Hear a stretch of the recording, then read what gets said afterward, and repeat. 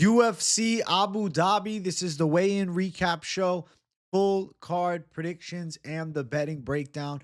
I'm looking forward to talking about each of the matchups on this card after seeing the fighters on the scales. So make sure you guys smash the like button. If you're new to the channel, subscribe, turn the post notifications on, and make sure you share the video too. Also note, I'll be live for the entire card Saturday, 12 p.m. Eastern time. Early start.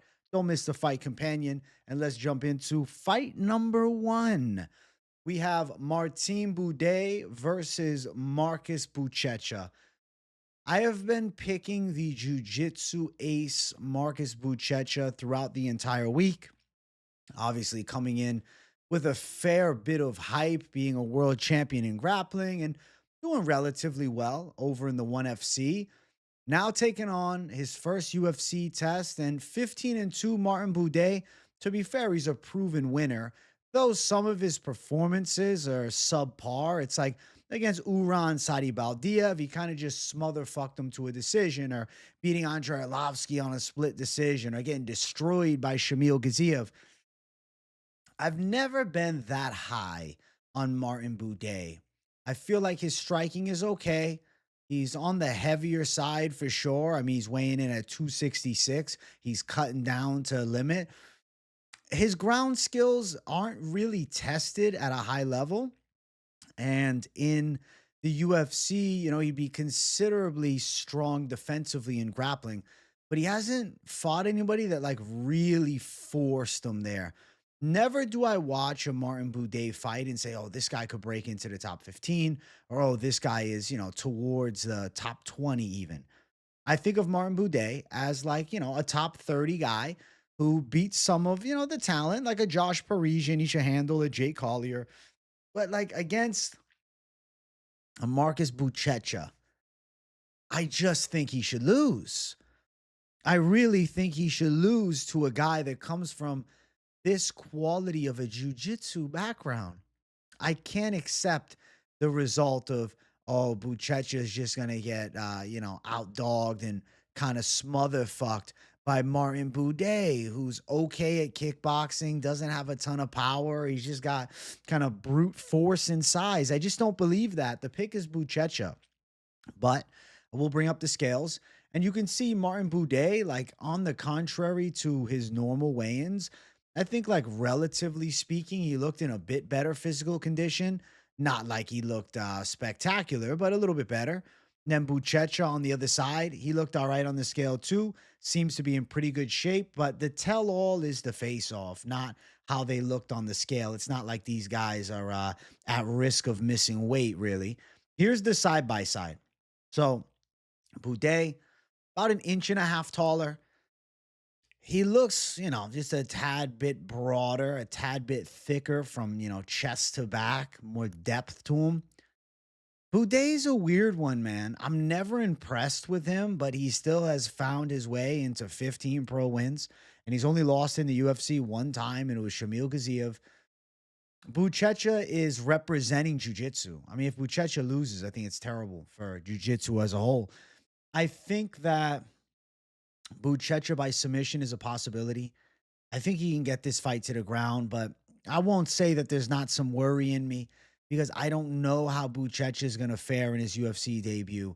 I know he did pretty well in 1FC, and he had, a good back and forth fight with Rug in the ring, which the cage is more advantageous for a grappler like him. I'm going to have faith in the ground skills.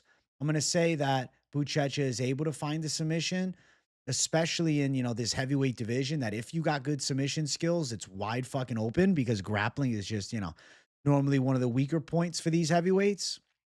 I'm going to go with the jiu-jitsu ace Buchecha, but I don't feel all that inspired by him after seeing the weigh-ins. Like, he didn't carry max aura or anything like that I felt. I was like, all right, I mean, I know his capabilities on the mat are sound enough so, and I'm going to have faith in the sound enough so grappling. So I'll pick him, but you can hear it in my tone. It's not the most confident pick ever, but I think it is going to hit. Minus 300 Buchecha. Betting wise, it sucks. Analysis wise, it makes sense. 3-1 is huge favorite status. He opened up as a plus 140 dog. I think that's better. If you played him as a dog, that's great. As a 300 favorite, fuck off. Plus 250 for Buday. We don't know with Buchecha. I mean, I think that he'll look all right. He was, in one championship where they don't really drug test. So, you can say, oh, he's fighting guys on steroids, and maybe he was too, because we know how fucking pro jiu-jitsu is filled with roids. Buchecha by decision, plus 450. Buchecha submission, minus 120. They're like certain it's a sub, but I don't know. There's no value on that play. I think Buchecha could win by submission. I'll say my pick is Buchecha to win via submission, but is it a confident call? Is it a certainty? No. I think there is a chance that he controls position and wins a decision at plus 450. So I will pick towards the submission side, but not recommending you go out and throw heat at it. Buchecha finish or no action is minus 170. That's interesting. I do think he gets a finish. Martin Buday, if he's to win, I feel like might be a smother fest. Buday doesn't really carry a lot of power, nor is he that quick.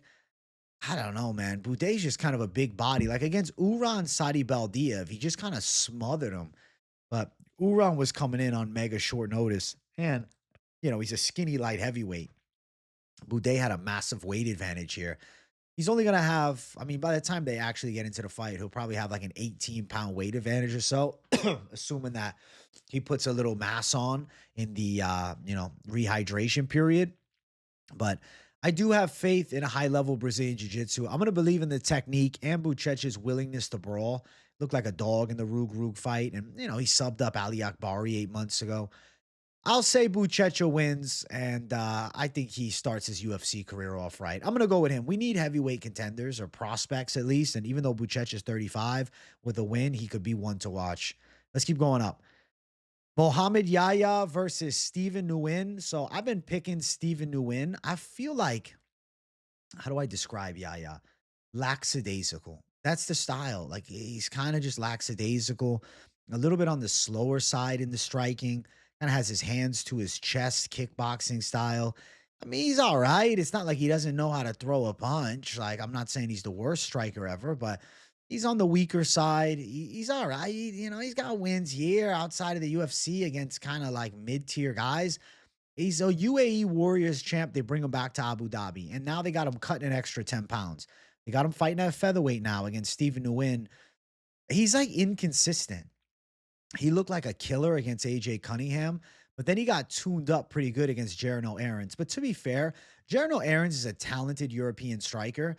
It's just, he didn't have a lot of UFC success. I'm pretty sure he got released from the UFC now. So Nguyen coming into this spot with a loss to a guy that's not even in the promotion anymore, and then a like minus 400-ish line is weird, but I do think Nguyen's hands are faster. I'd say he's the more aggressive and sharper boxer. I feel like he's better at striking and he's more powerful too. But like I have to look at the, inconsistent activity rate. His win was almost 2 years ago.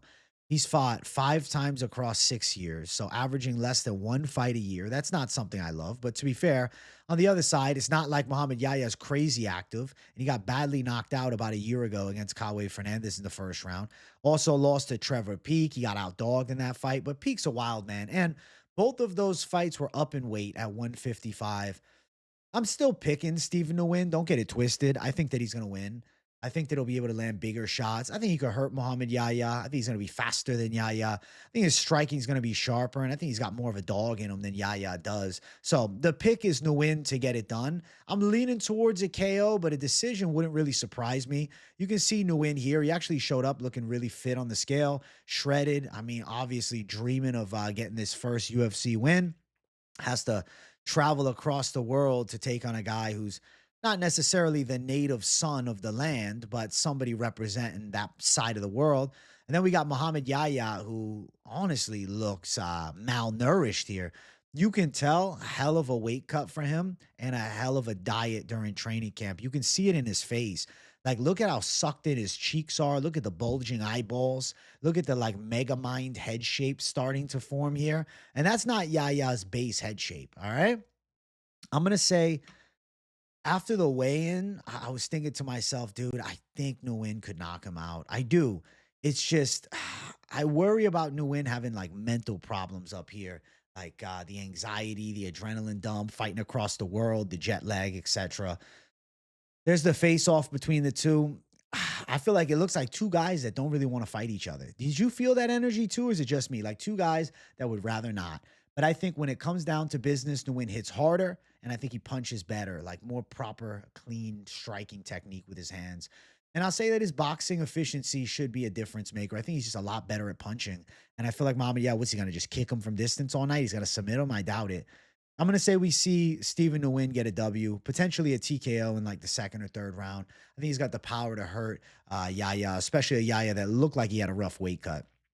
Plus 305 for Mohammad Yahya to Stephen Nguyen at minus 405. So I don't agree with the betting lines. I think that they're just outrageous. At open, it was 5-1. So Nguyen's been a huge favorite off rip here in this fight. I feel like if I was to line it more around the 2-1 odds or maybe even 250, but 4-1 is something else, man. Jesus. Over 1.5 is minus 200. I wouldn't guarantee over 1.5. I feel like, I don't know, man. You got 2 first round KOs, 1 second. You got some submissions. Cunningham's tough as fuck, but he ate bombs. I don't think Yahya's got a chin like Cunningham. I think he's way better. I don't think he's got a chin like Cunningham. I'm going to say that the side of Stephen Nguyen is live for a KO at some point throughout the fight. Let's look what the KO line is. Nguyen by KO plus 160. I think it's live. I don't think it's crazy. Nguyen to win on the scorecards or KO. We're looking at minus 160. I mean, better than 4-1 odds here. And probably it's KO or decision. But then he goes out and gets a sub and you're kicking yourself, man. I'm going to go Nguyen. I think he gets it done. But my God, the betting lines suck for this fight. To find value, I mean, you could go towards Nguyen KO if you want to chase something. If you want to really risk it all, under 1.5. But those are kind of just like value chases as opposed to like high confidence calls. I think Nguyen could blitz at Yahya, but also they could definitely go 3 rounds and Nguyen could pick them apart in a competitive striking affair. Like just because Kawe Fernandez did it doesn't mean Nguyen's going to do it. But the reason I'm adding like a couple points of emphasis on Nguyen getting the knockout is I don't think Yahya had the best weight cut, and I don't necessarily know how that chin's going to hold up down in weight because it could be a little too much for him because he was a lightweight for the longest time, and now cutting down to 45, this is Nguyen's natural weight class. It's interesting that Nguyen just looks like the naturally larger guy, but Yahya just looked terrible on the scale, man. So, the bone density and all is different. Sometimes these cuts, man, they affect everybody differently, even if they seem like they should be 45ers. Next fight. Ibo Aslan versus Billy Elekana. So I've been picking Ibo Aslan throughout the week, and I will consider this a confidence rose pick. So I heard some rumors, and then I actually found evidence that it was true. Ibo Aslan trained in Dagestan for this fight. I'm very happy about that. Ibo Aslan's weakness was wrestling. Ibo Aslan got taken down and submitted last time in the first round by Kutelaba. The hole in his game was that wrestling defense, and it was a pretty bad hole. As good as Kutelaba's Moldovan wrestling is, like he made it look easy against Ibo Aslan. So coming into this fight, the thought process is, oh, well, Billy Elekana could try and replicate that. My argument against that claim. Billy Elekana doesn't have high caliber wrestling skills, nor is he as physically strong or imposing as Iwan Kutelaba, nor as experienced. He's 0-1 in the UFC. He was able to get Guskov's back early in the fight, but then got reversed, ended up getting cracked up on the feet, and then got submitted himself. So I'm thinking Elekana had like a good first round or a good, first 3 minutes against Guskov that doesn't equal a win against Ibo Aslan. Aslan's heavy-handed.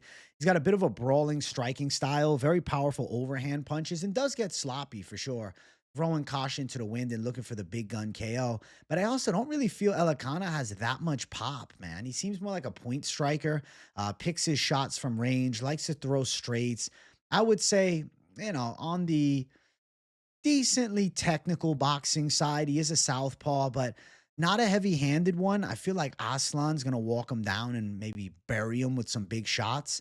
I don't know how Elekana's chin is going to hold up either against Ibo Aslan. Elekana is one of those cases where, he came in against Guskov, he lost. Now he's getting matched up against Aslan, who was supposed to be like a highly touted prospect. Goes to Dagestan, tells me he recognizes his weakness and is dialed in. I feel like more fight experience, more upside, the power advantage. I feel as though Ibo Aslan should get the finish here. I think he's probably going to knock Billy Elekana out. I expect some thunderous punches from Aslan. I expect him to make Elekana uncomfortable, back him up. And I think Elekana trying to just point strike, he gets caught with something over the top. I think he gets staggered, stunned, and then potentially KO'd because say what you want about Aslan's technique. I've had my complaints. He does hit really fucking hard. And I'm going to go towards the guy that hits really hard as opposed to Elekana, who's a bit of a wild card. There is a hedge you can do if maybe you have Aslan on a parlay and you want to hedge something. We'll talk about that in just a second. But first things first, let's check out the scales. I don't expect any change of heart or anything of that magnitude with these scales. Actually, Billy Elekana, I thought to myself, wow, he looked pretty shredded. Came in shape, looking lean. I would say solid look for him here. Got the man bun and shit. And I don't know. He looks all right. Like, I'll give credit where it's due. Looks all right in the scale. Ibo Aslan, the usual look for Aslan. You can't see it as much from here, but, the mother's milk submission is always a potential method of victory for the ass man. All right, let's bring up the face-offs between the two, and let's look at these two, going nose to nose at one another. All right, we're going to check out the intensity of this face-off. We're going to see the nose to nose. Let's find this face-off here. Where is Ibo? Where is Ibo? Where's the screenshot? Let me tell you something. The screenshot didn't save. What the hell? So now I got to scroll through like a buffoon over here. This is on the live. This is because MMA Junkie didn't go live. All right. They didn't go to the event. So they said, listen, AJ, you got to figure it out yourself. And I'm like, all right, here we go. There's the face off between the two. You can see Elekana a little taller. I don't know, man. Elekana don't give me vibes of beating Ibo Aslan. I don't feel it. I feel like Elekana something's telling me he's going to get dusted. Something's telling me Ibo is going to put that chin to the test, and I think he's going to pass that power punch test. I'm going to believe in Ibo Aslan's knockout ability, but look at the side boob action, man. The mother's milk submission, one to watch for with Ibo Aslan. If he gets in full mount, I'm telling you, it'd work for him. Maybe we're going to see the first ever UFC mother's milk submission. We shall find out. I'm going with the ass man. I'm going Ibo Aslan. I'm saying he's getting it done. Let's look at the lines. Minus 280 for the ass man. The Elekana at plus 240. Odds are what they are. A little bit on the wide side, but I do think Aslan taking his career serious and trying to fill that hole, which is wrestling and grappling defense by going to Dagestan. I'd say proper green flag here. Do you think this fight probably goes under 2.5, which is at minus 300, under 1.5, maybe, maybe not. Aslan by KO is minus 170, which is kind of trash. So what I was going to say, maybe you have the ass man in a parlay. Maybe you have him in some type of, some type of bet. And you're like, I want to hedge. Elekana by sub, because both of ass man's losses, I call him ass man, it's locked in. 2 submission losses, opposite 12 first round KOs and then 2 third round KOs. I think Aslan by knockout makes the most sense here, but Elekana to get a submission, it's not a crazy outcome. It's not impossible, even though Aslan's training in Dagestan. Maybe that hole is that fucking wide, and even Elekana shows him levels on the mat and just toys with him on the floor. I don't think so, but I have to mention the possibility of such a factor. So the pick is Aslan. The pick is knockout. I do think he beats Elekana, but there is an obvious 8-1 hedge on the submission side of Elekana because that could probably be his one method to win it. Grappling, back take, rear naked choke, something of that magnitude. Let's get to the next fight on the card. The ladies are going after it. It's Amanda Ribas versus Tabatha Ricci. I have been picking Tabatha Ricci throughout the entire week. I felt as though Ricci should have a slight advantage in physicality and slight advantage in boxing. Not a vast one. I think Amanda Ribas' striking is good. It works good straight punch flurries, and she has decent kicks from the outside. She has the base of judo, solid throws normally, obviously a good Brazilian jiu-jitsu game, as does Ricci. I think their grappling, in essence, like negates on both sides. And then when I think about the striking, I'm like, something tells me Ricci's going to have a decent performance here. Something tells me Ricci's going to look a little better on the feet, a little higher volume. I feel like it's going to be a nitty gritty, competitive, back and forth ladies fight. But I think Tabatha Ricci can do just a tad bit more. Just a little bit. Not too much. Just a little bit more. I'm going to drink some more of this body armor. Shout out.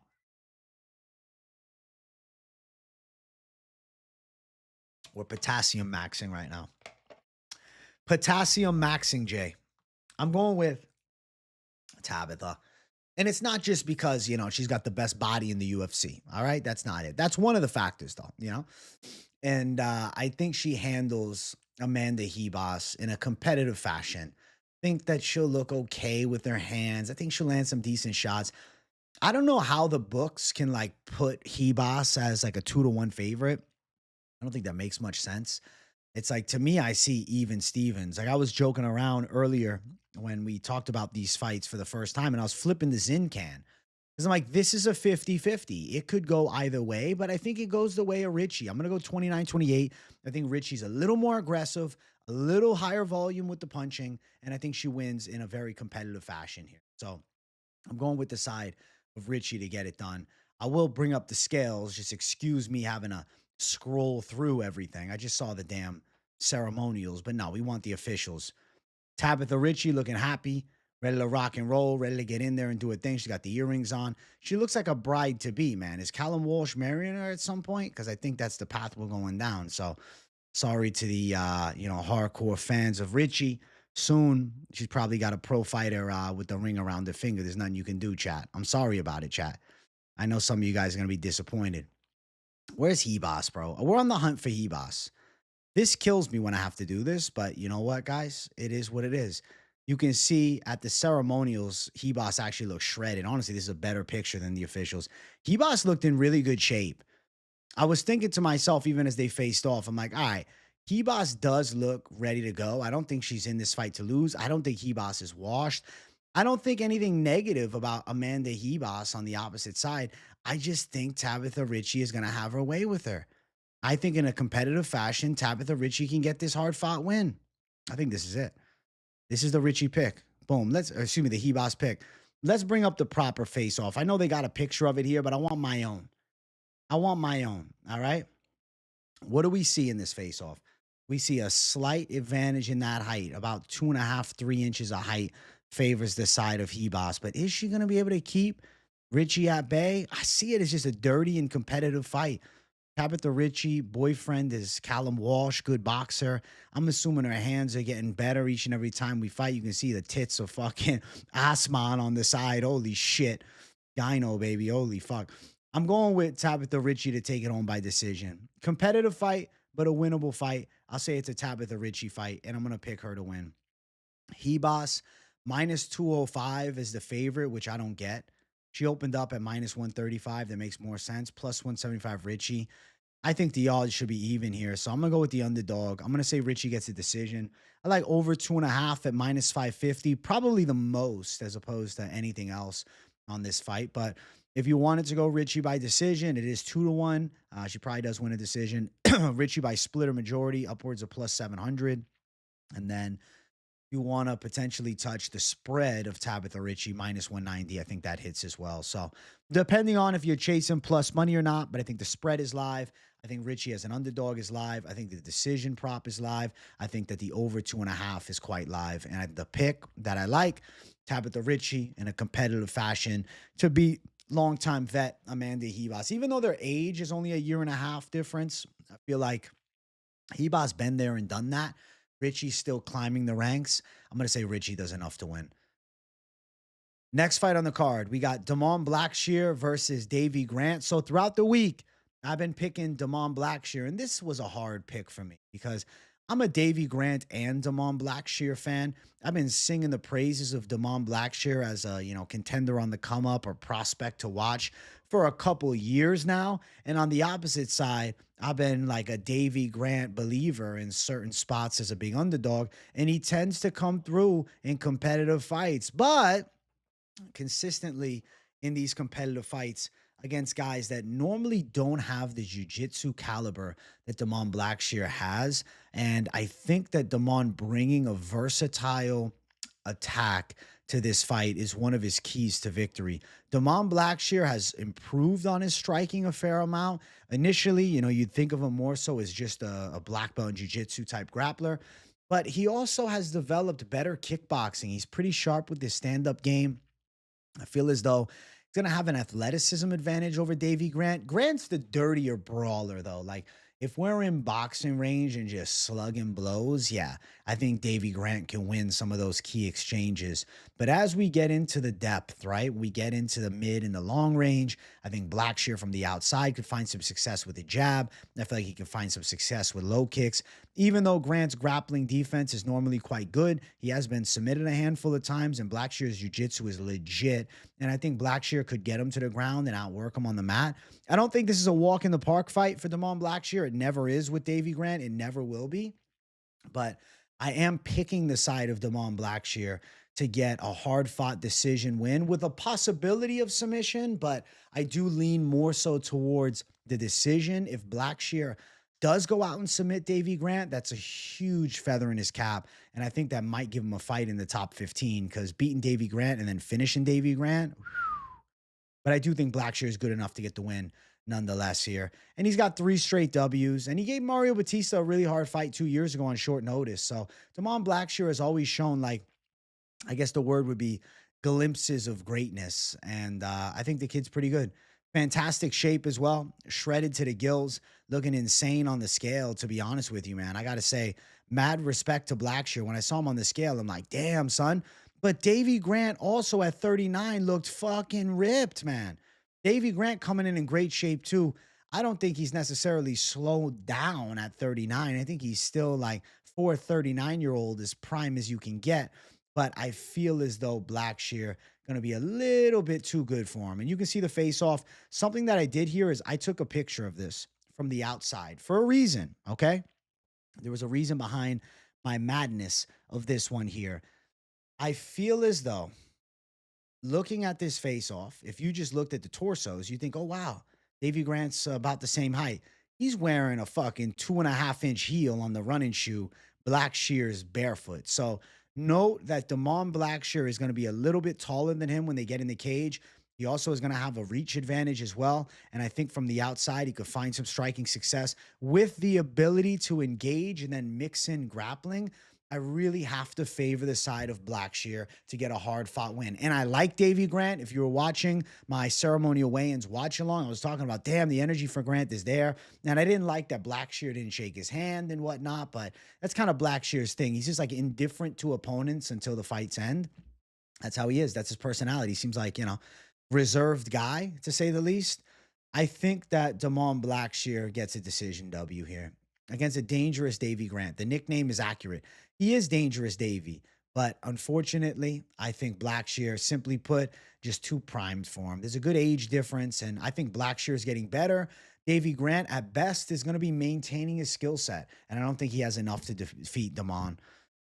Minus 350 for Damon Blackshear. Davey Grant at plus 205. Yes, the odds suck, but it is what it is. I'm going towards the side of Blackshear to get his hand raised. Over 2.5 is minus 130. I'm not crazy about it. I do think it is possible to go over. Over 1.5 minus 285, maybe better. I got a cough, chat. Looking towards some of the prop bets here, and I want to also see if they have some significant strike options.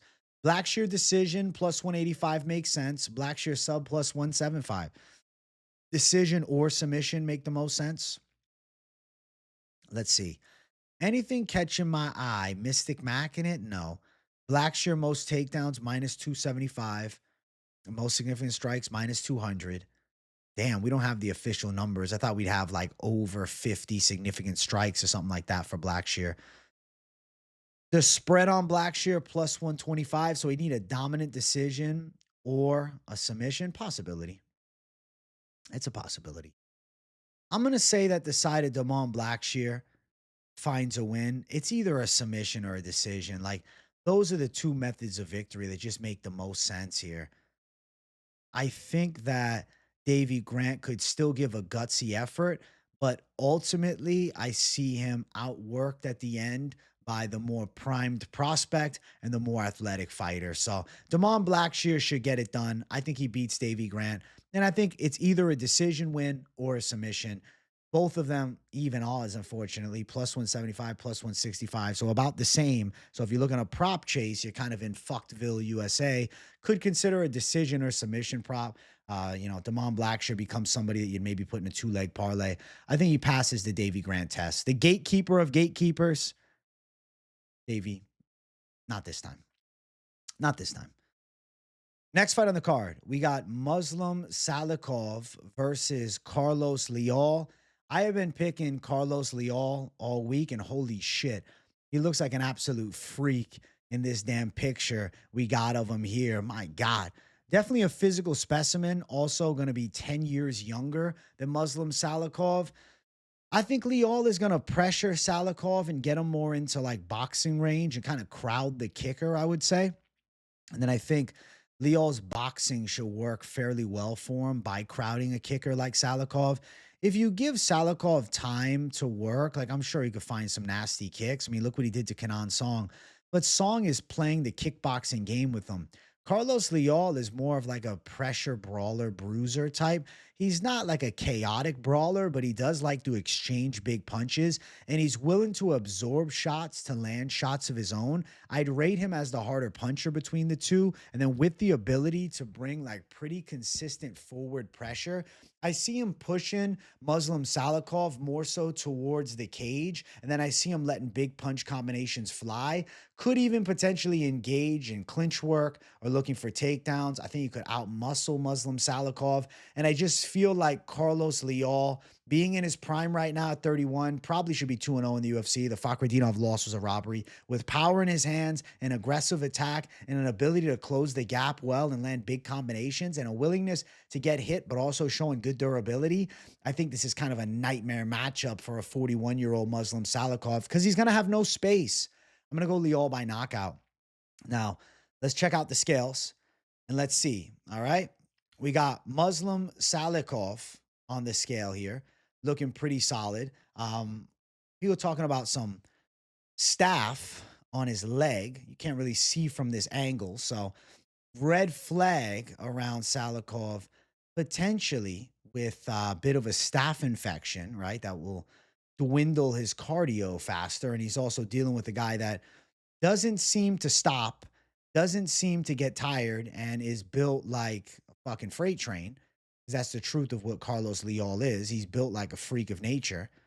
You see this crazy ass pic? Tapology's like, yo, we got to change this right now. That's the picture from today at the ceremonial weigh-ins. But I do want to pull up the official scales just to at least, take a glance. But I feel as though Leal's at the proper weight class for himself. And he looks like happy making the weight.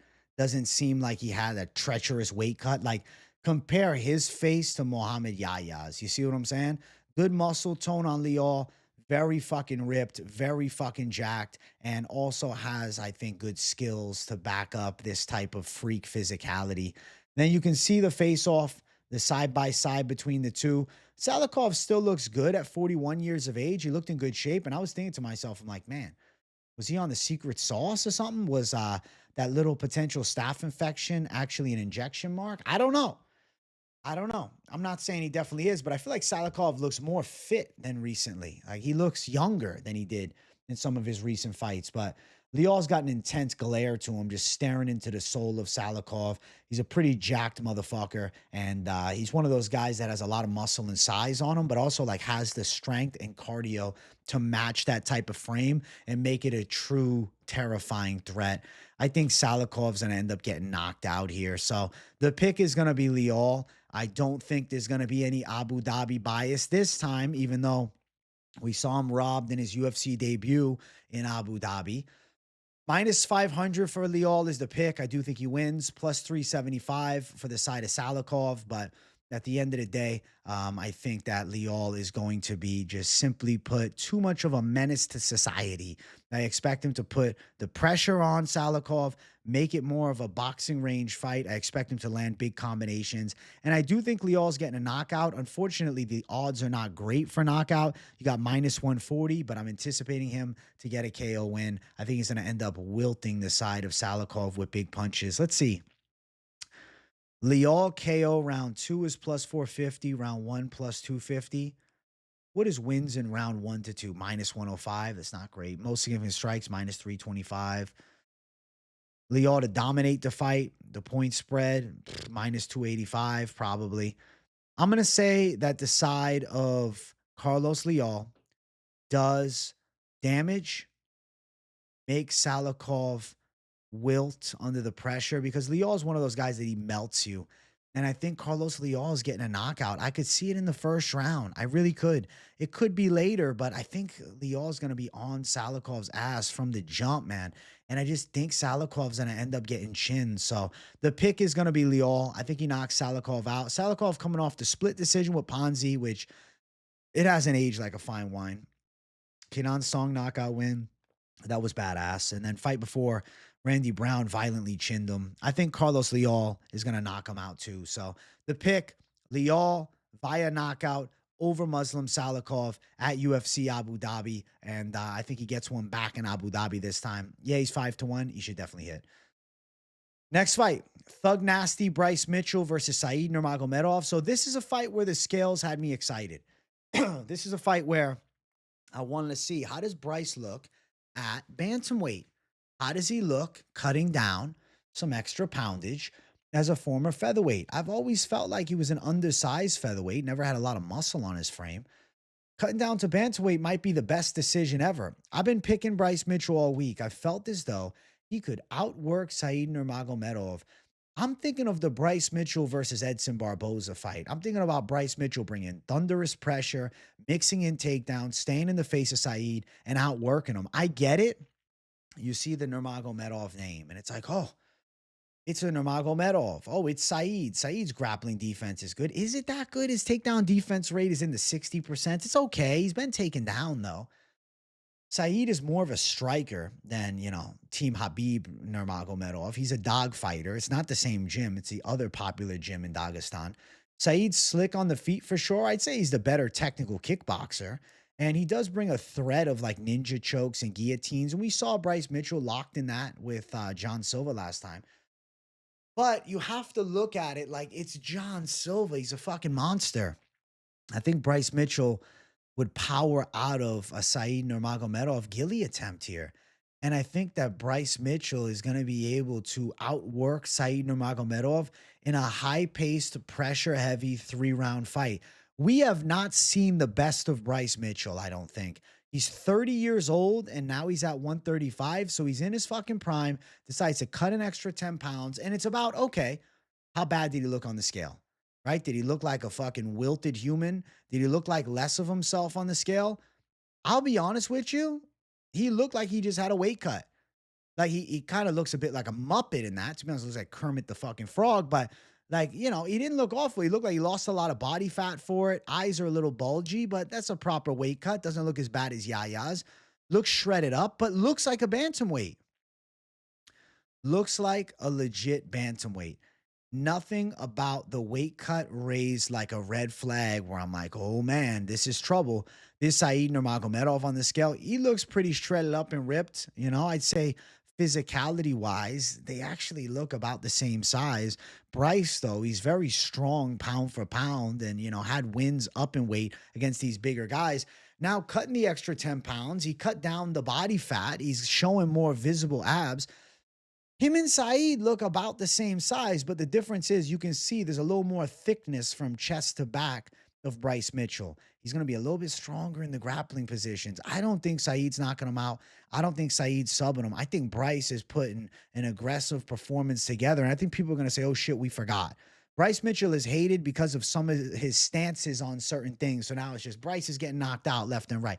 No, Bryce is going to beat Saeed Nurmagomedov. I think he's going to take home a unanimous decision win. I think he's going to control the grappling. He can control the pace of the fight. I think he's better than Said. He's also 3 years younger than Said. Looking at the odds, Bryce, slight favorite, -140. At open, he was -175, so the odds have come down a bit. They actually had Said as a favorite at one point. +120 for the side of Said Nurmagomedov. I think Bryce Mitchell's winning this shit. I think Thug Nasty's taking it home. I'm going Thug Nasty decision. Over is -155. What's decision win for Bryce? Bryce by decision +150. What's Bryce submission? Imagine +425. Said's resume is good. Never been finished before. 4 decision losses, but has been taken down. Has been outworked. Got outdogged against Vinicius Oliveira. I'm not saying Bryce Mitchell is Vinicius Oliveira, but I'm also saying let's not look past Thug Nasty Bryce Mitchell. I think he can win this fight. I really do. Mitchell most takedowns is -1,000, so they're expecting him to land more takedowns. I think Thug Nasty's going to look good in this fight. I'm going with Bryce Mitchell, man. I think that Mitchell is potentially being a tad bit slept on. I think he's being slept on because of, some performances of the past that weren't great for him. Let's see. Wow, Mitchell +165 to dominate. Said in a competitive fashion, -220.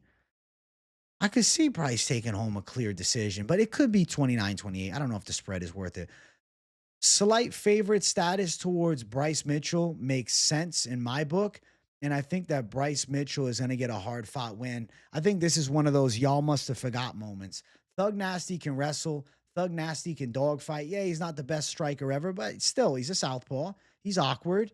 He's got pressure. He's aggressive. And I think his gas tank is good too. And I feel like Said slows down. Said's slick, but he gets tired. I'm going with Thug Nasty to take home a decision win. We're going Bryce Mitchell for the W. Let's go. Next fight on the card. It brings us to our main card opener. If you guys are watching and enjoying, make sure you smash that like button. If you're new to the channel, subscribe too.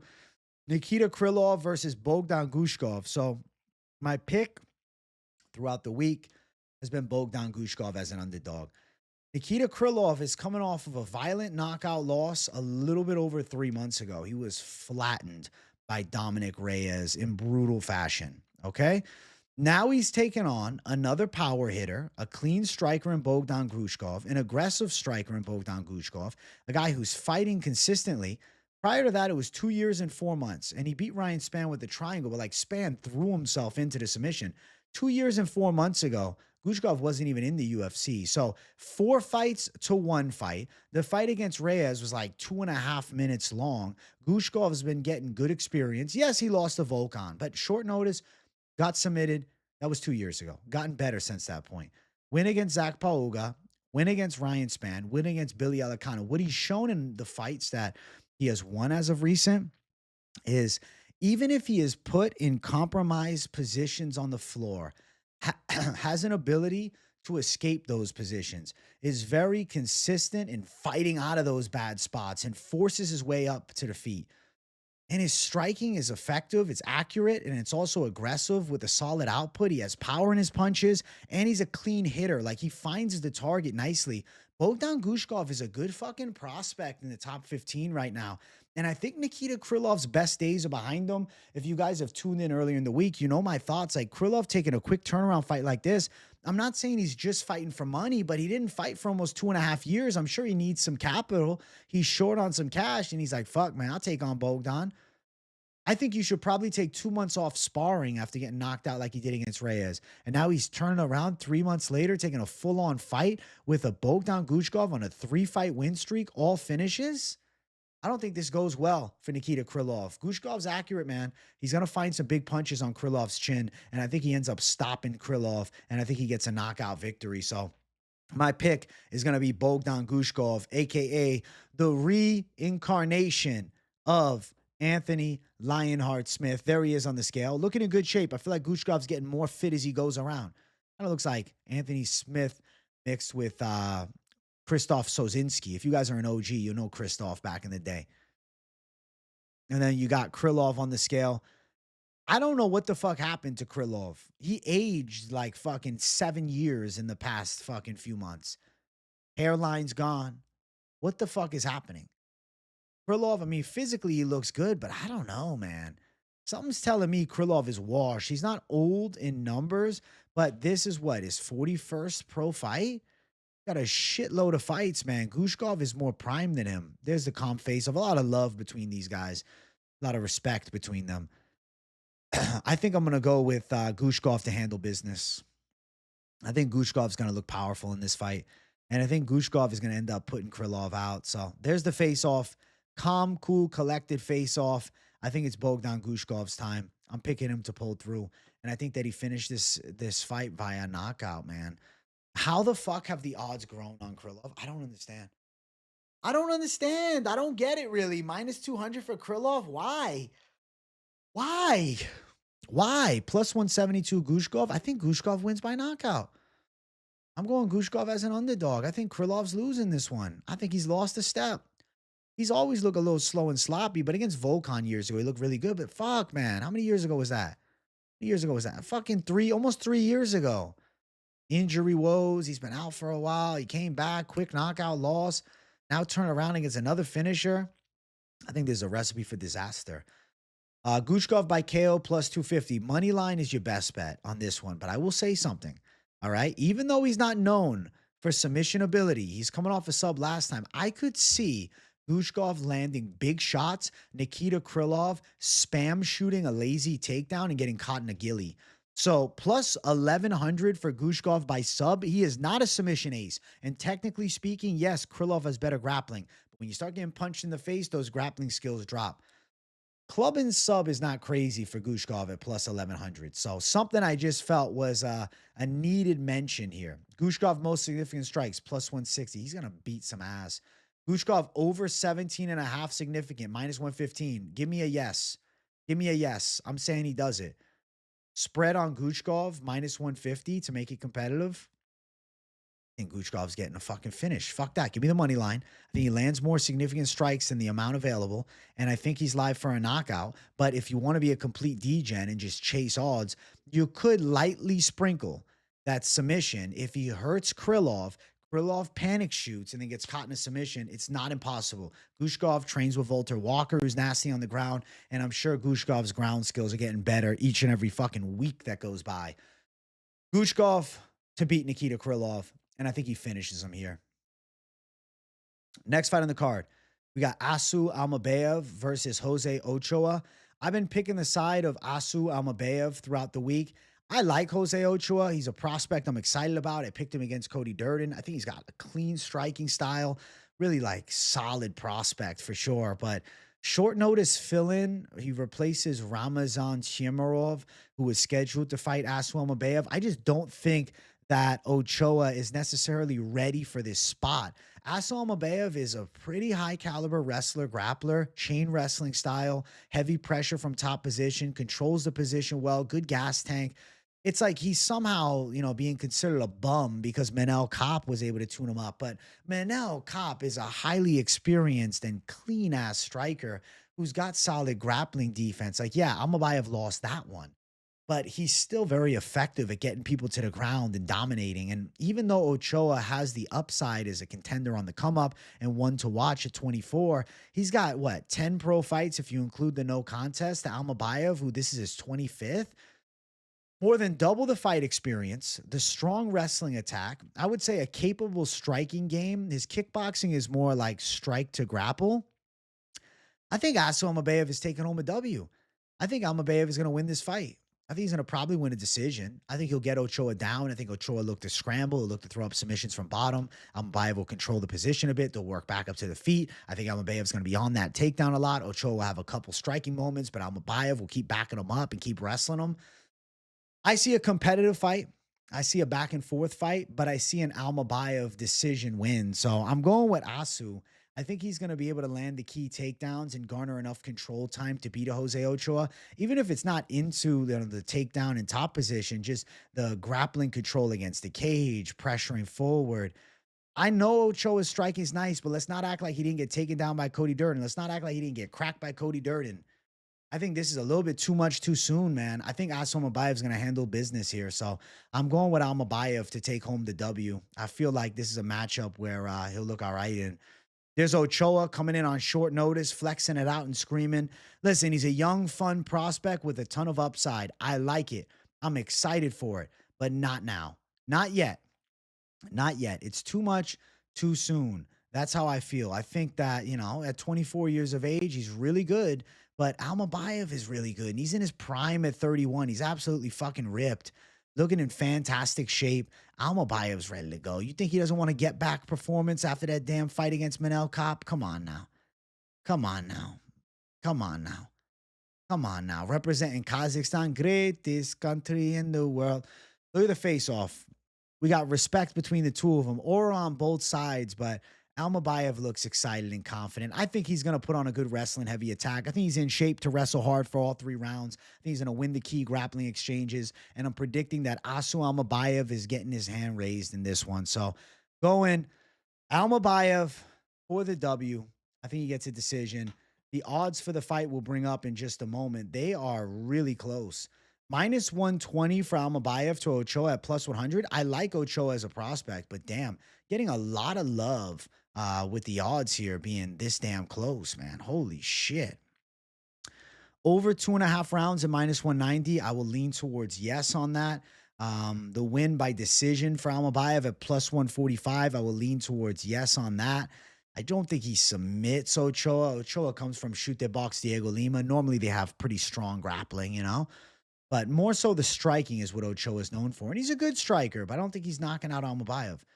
Almabayev most takedowns, minus 2,000. Most significant strikes, Ochoa, minus 250. Almabayev could beat him in that mark, especially if it's a lot of takedowns. Almabayev over 37.5 significant, I'll say yes. Over 3.5 takedowns, I don't know. Almabayev, the spread there, minus 225. I noticed that they always be fucking up what it means, but if Almabayev is to go out there and make it close, even in loss at minus 225, I think it could hit. I mean, probably. At the worst, he makes it close, but I think he wins. I think he wins, man. I'm going Asu Almabayev to take it home. Almabayev by a hard-fought decision. I'll say we go over 2.5. I think that Ochoa is still a great prospect, but there's such a thing as biting off more than you can chew, and I think it's just a little too soon for Ochoa. So I'm going Almabayev for the W. Next fight on the card, it is our featured fight of the night. We got Shara Bullet Magomedov versus Marc-Andre Barriault. I have been picking the side of Shara Bullet Magomedov all week long. There is a red flag around this fight that I will mention in a moment. So Shara Bullet is a slick striker, and I think he's more precise than Barriault. Barriault's a good pressure brawler, rips heavy combinations in close, and he loves a dogfight. Shara Bullet's going to have more levels to his striking game. What I mean by that is his distance striking is sharper, mid-range striking is cleaner, and even on the inside, I could see Shara catching Barriault with clean elbows and things of that magnitude. He's going to have faster hands as well. Barriault's just going to look to pressure forward, push Magomedov against the cage, rip him up with shots in the clinch, and just turn this into a dirty brawl. That's what he wants. I think Magomedov's too fast. I think Magomedov's too precise, and I think he's too counter shot active. I think he's going to be able to find clean shots on Barriault as Barriault looks to maybe recklessly enter the pocket. And I do think Shara is eventually going to get a knockout in this fight over Marc-Andre Barriault. I'll say he finds the chin, but we have to talk about the elephant in the room here, which came at the weigh-ins, something that was brought to attention by the live chat. And I think it is something that is, a bit of a must mention. So at the ceremonials, Shara Bullet attempted to cover this welt on his chest. Do you guys see it? What is that welt on his chest? That is a staph infection. So Shara Bullet seems to have a staph infection. I don't know how recovered it is. If he's on antibiotics, I don't know. But I know he's got staph. I see staph on his chest. That is a staph infection. What do we do with that information? I still am picking Shara Bullet. I'm not going to fade against it. But if Barriault was able to survive an early storm, the gas tank of Shara Bullet could be a bit of a red flag. That's what I'll say. The gas tank of Shara could be a bit worrisome come round number 3, depending upon, whether or not he is on antibiotics or something of that magnitude. There's factors here. Marc-Andre Barriault, a gritty dog, for all 3 rounds. You can see Marc-Andre Barriault on the scale looking pretty shredded up, looks ready to go. Listen, he's a ballistic bruiser brawler. That's the truth of him. If he can survive Chara's clean early strikes and Chara starts sucking wind, could be trouble for Chara, who's a bit too wide of a favorite. I just don't look at this face off and say to myself, this is the guy that beats Chara Bullet. I don't see it.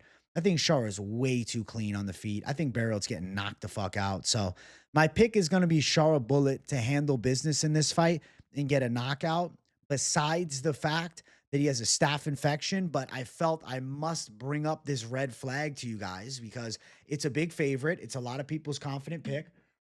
And I'd be doing a disservice to the community if I didn't tell you, yes, that is a staph infection.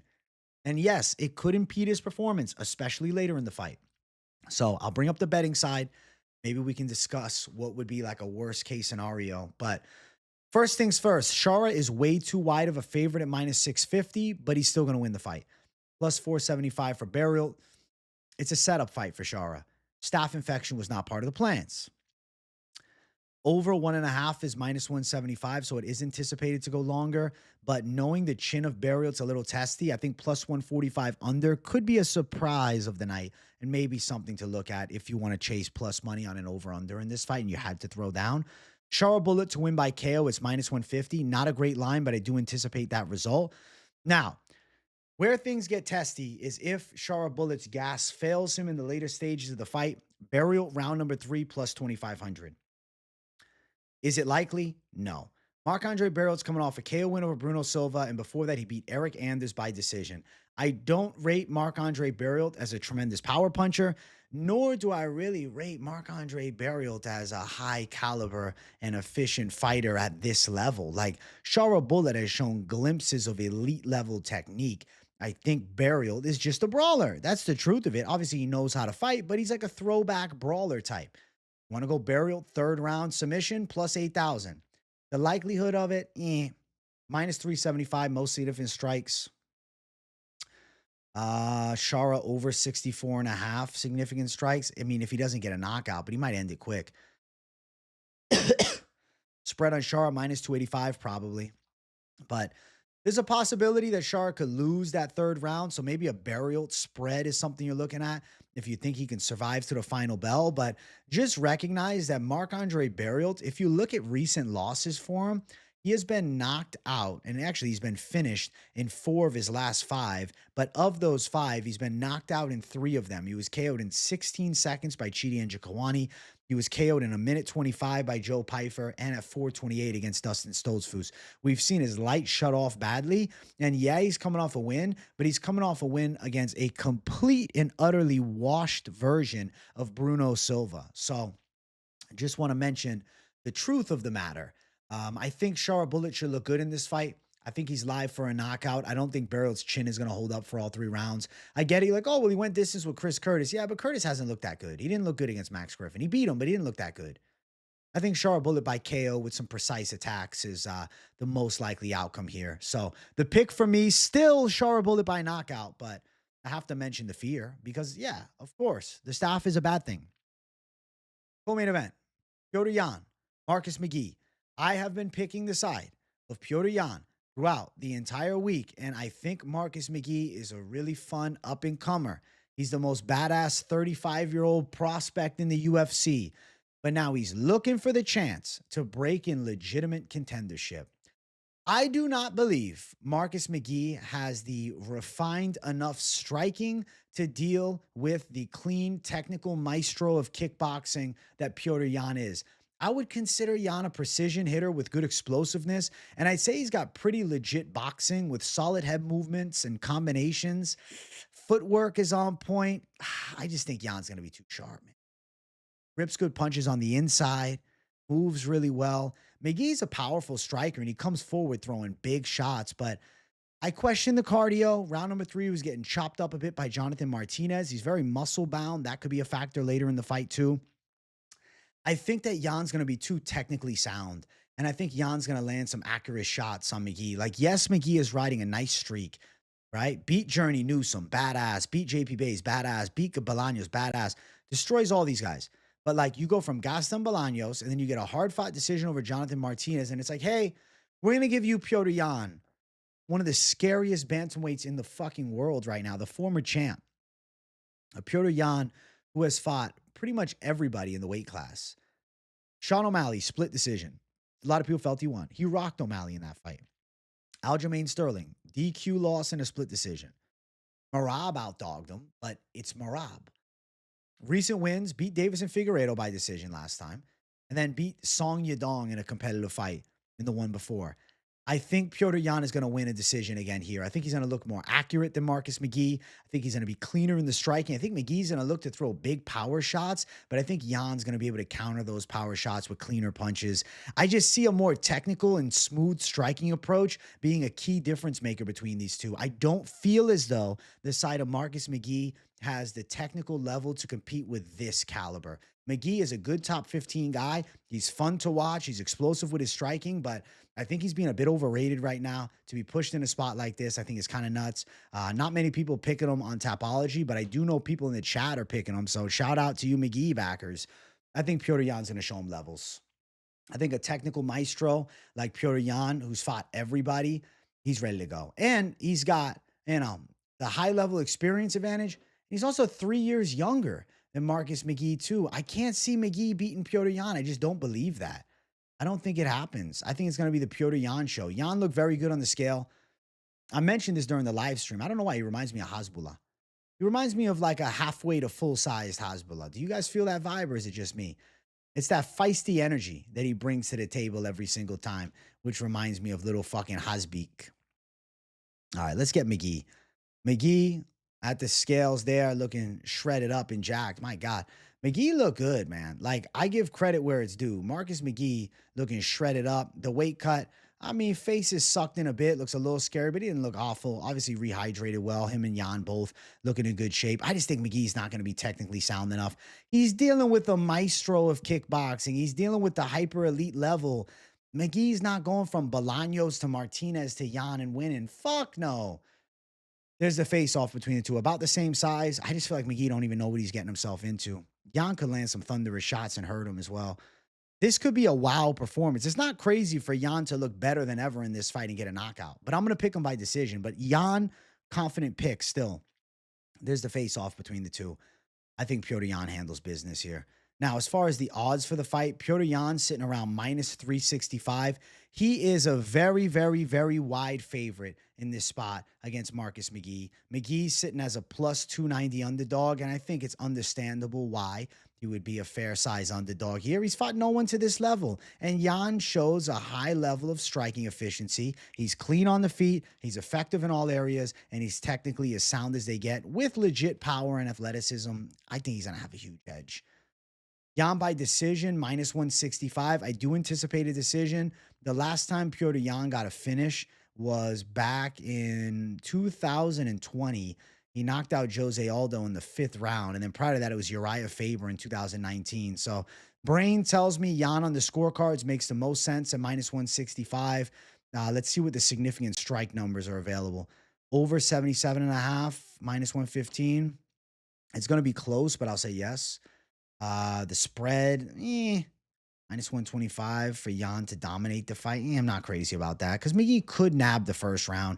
McGhee's explosive and athletic, but as soon as Yan starts making his reads, I think he's going to find a lot of openings and holes in the game of Marcus McGhee. So my pick, Petr Yan for the W to handle business against Marcus McGhee. And I think he's going to go out there and look pretty damn good.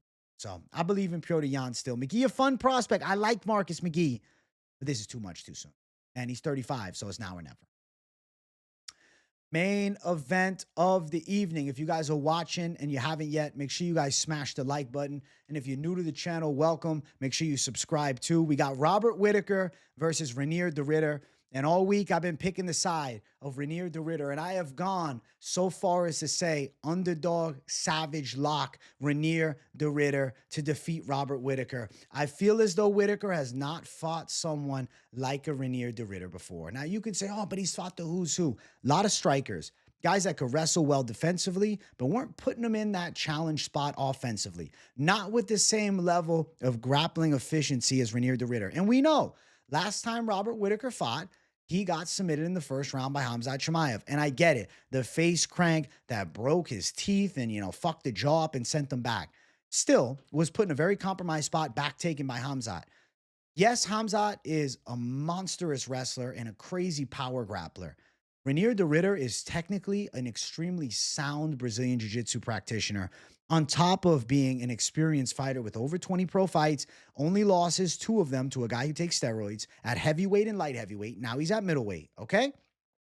Renier de Ridder is going to have a size advantage. So we have former heavyweight versus former welterweight in this spot. Renier de Ridder with a high caliber grappling game, one that Whittaker has really not faced before. I guess you could say years ago, Jacare Souza, but still a different style to Renier de Ridder's grappling game. I think de Ridder's going to be able to close distance on Whittaker and embrace the grind in the clinch. I think he's going to be looking to drag him to the ground. I do think he's live to get him to the ground. I think that even in the striking, he's not going to look as bad as people anticipate because of his pure size, being 6'4" to 6 feet, 78-inch reach to 73.5. I think that should allow de Ridder to be safe. People have asked me, is he going to be able to avoid the 1-2 high kick from Whittaker? Absolutely. He's going to be like almost too tall to reach that on. And the way he holds his guard, he's going to be able to block those kicks. I think Renier de Ridder is chasing gold right now, and Robert Whittaker is considering retirement right now. They are in contrary spots. Whittaker just lost in the #1 contender fight to Khamzat Chimaev, okay? Renier de Ridder is dreaming of this fucking chance, and you got to go towards the guy whose momentum is trending upward as opposed to downward. Whittaker badly subbed. Say what you want. But it wasn't under the neck. Still got submitted. Still was put in a terrible spot. De Ridder takes his back, it could be wraps too. I think Renier de Ridder is going to show him levels on the ground, and I think Renier de Ridder is going to end up winning this fight by submission against Robert Whittaker. I'm feeling the rear naked strangle, potentially an arm triangle, but I think de Ridder chokes him out. De Ridder for the win is my pick, but we have to look at the scales. We have to see how the Savages looked at, the official weigh-ins. We'll look at everything, officials, ceremonials. We'll go through the slew of everything that regards to this damn main event. So first thing, we'll just look at the ceremonials for the fun of it. De Ridder with the tan, not very muscle-bound, doesn't have the big arms, but has a big torso, which is, I think, why he can make 185. Whittaker looking pretty jacked up and shredded. Per usual, when is Whittaker not in great shape? When is Whittaker not looking shredded up? There's Robert Whittaker at the official weigh-ins, looking lean, ready to go. I don't know why, though. And I don't know if you guys see it. Look at Whittaker close. Look at him close. You see the loss of the mystique in the dog just a tad? Do you not see it? Is it just me seeing this? Then you got Renier de Ridder with the shades on. I like that arrogance. Reminds me of a fucking Prime Bisbing with it. Do you not see what I'm saying? Does de Ridder not have the aura edge in this fight? Do you not feel what I'm saying? Oh, aura. What are we talking aura? It's energies, man. Then there's the face-off. Let's look. Look at the height advantage. Look at the height advantage. 6'4" to 6 feet tall. I think Robert Whittaker is in for a fucking tough fight, man. I really do. I believe that Renier de Ridder is going to be too much for him. I think that de Ridder is going to win this fight using his grappling skills. I think he's going to drag Whittaker to where he's going to be least comfortable, which is on the mat. I don't think he's going to make the mistakes of an Ikram Aliaskarov. This is a better angle of it. Yeah, I had it on the screen behind me, but I wanted to have my own control of it. Look at the size difference when they go face to face. Look at the shoulder level difference. Look at the chest level difference. Look at the eye level difference. De Ridder, the bigger man. He's going to be able to impose his will in the grappling. And he also, alongside of being bigger, is a high caliber grappler. I don't like a former welterweight versus a former heavyweight, especially when the former heavyweight is an efficient grappler. He's got good clinch work, good knees to the body on the inside. I could see him landing elbows on Rob Whittaker. I could see him breaking Rob Whittaker in close range. I believe that Renier de Ridder is going to pass the biggest test of his life. And I'm predicting that Renier de Ridder defeats Robert Whittaker by submission. Plus 125 for the underdog. I'm picking him. I'm locking him. Whittaker minus 145. I think this is kind of a battle of two different careers right now. Yes, 34 and 34. But been there, done that, on the way. I think Renier de Ridder's getting a W. I'm going de Ridder for the win via submission officially. Let's look at the sub. Submission win for de Ridder is 3-1 odds. You could sprinkle that alongside of an underdog play. The fight to go under 3.5 rounds, minus 165. I do think it ends under 3.5. De Ridder to win. First round sub, +5. Second, they're just the round. Wow, it's not even sub. +5, plus 750. plus 1,200 if he gets in the third. I feel like I was thinking third early in the week, but it might be second. It could be first. 1 to 3, I feel are very live rounds for Reinier de Ridder to lock up a submission in this fight. De Ridder most takedowns minus 350. He's expected to. Let's see. Over on significant strikes. Over on takedowns for De Ridder. Over 1.5 plus 120. It might only take one, but it could hit. I'm saying De Ridder takes home the biggest win of his life. I feel De Ridder is going to beat Robert Whittaker by submission. I've been feeling it since Sunday. I'm like, I got to go De Ridder. And then something spoke to me. I said, man, I got to dog lock it. We're going savage dog lock this week, and it's the main event. So the fucking pressure's on, but that's what I love. And you guys know I thrive best under the fucking pressure, like the damn Phil Rowe late comeback KO call. Savage dog lock Reinier de Ridder. I think he's beaten Robert Whittaker by submission. I don't think Whittaker's going to be able to get his striking going as much as people anticipate. This is not Ikram Aliskerov. Ridder's a higher fight IQ than Ikram. He's technically more sound in grappling. And his defensive striking is better. I think Reinier de Ridder is going to have his breakout performance. I'm going to predict that he beats Robert Whittaker by submission and puts himself into title contention after Saturday. So we'll go on the de Ridder side in the main event. Those are the predictions for UFC Abu Dhabi, but not done yet. I just want to glance over some of the parlays and discuss things, all right? A big one that I was, a little bit worried about, but I want to discuss is this Savage Degen plus 2,470. The overs seem good to hit, which I also have a parlay with just the overs. I really believe De Ridder's a very live underdog. I think Leal definitely wins. I think Blackshear gets a hard-fought win. I think Jan should probably get a hard-fought win. Magomedov's staff worries me, but he should get it done. And Guskov as a dog makes sense. This plus 2,470 could hit.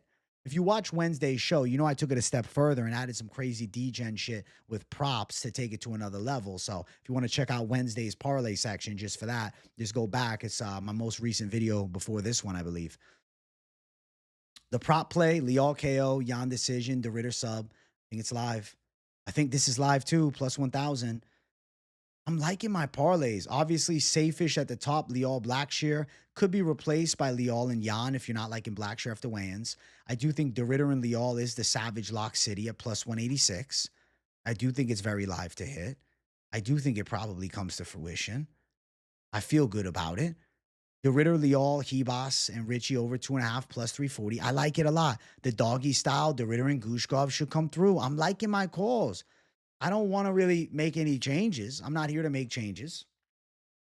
I'm not here to back down from what I already called, but I want to go over it again, and especially for those that maybe weren't watching earlier in the week. Now, of course, some of these lines might be different for you guys depending where you play, and also, obviously, depending when you play them. But I want to just look at one thing real quick. One thing real quick, all right? If you went absolute degen savage, all right?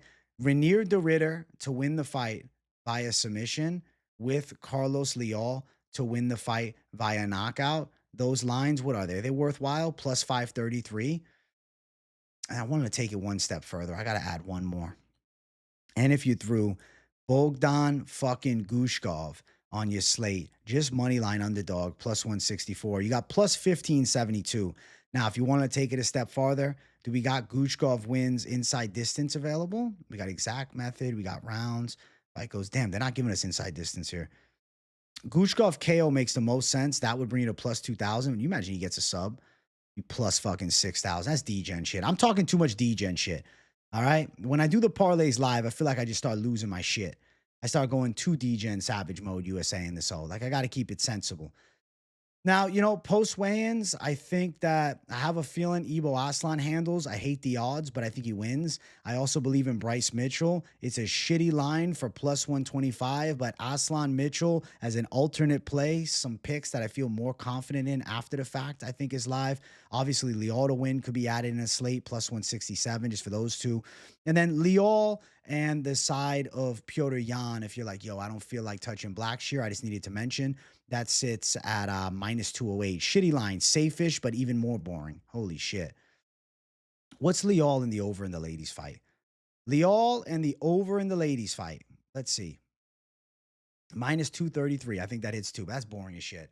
So you see the plus money tags. You know where my head is at. I just wanted to elaborate just a little bit further. But the calls from Wednesday, per usual, they stand motherfucking tall. All right, you savages. I love you all. Make sure you guys smash the likes. If you're new to the channel, subscribe. Let me know in the comments what you thought of the picks, specifically my main event take and the savage underdog lock of the Ritter. I want to hear from the masses and see what's up. I'll be live for the whole card, so don't miss the Fight Companion. Early start, 12 p.m. Eastern time. Entire card, live, hanging out with the people, reacting to what's going down, giving you the best play-by-play in the game. You know where to find it, right here with me, AJ, on the MMA Experts channel. I love you, savages. W in the comments if you got nothing to say. Share the video if you really enjoyed it. And listen, keep on locking it in. Turn the post notifications on too, so you don't miss a video or live stream, because I got daily content on the channel. And we got Contender Series coming up soon, which I'll be covering in full effect, predictions and Fight Companion. So hella content incoming, starting August to October, taking it to a whole nother level. Love you guys. I'll see you on the next one. Peace out.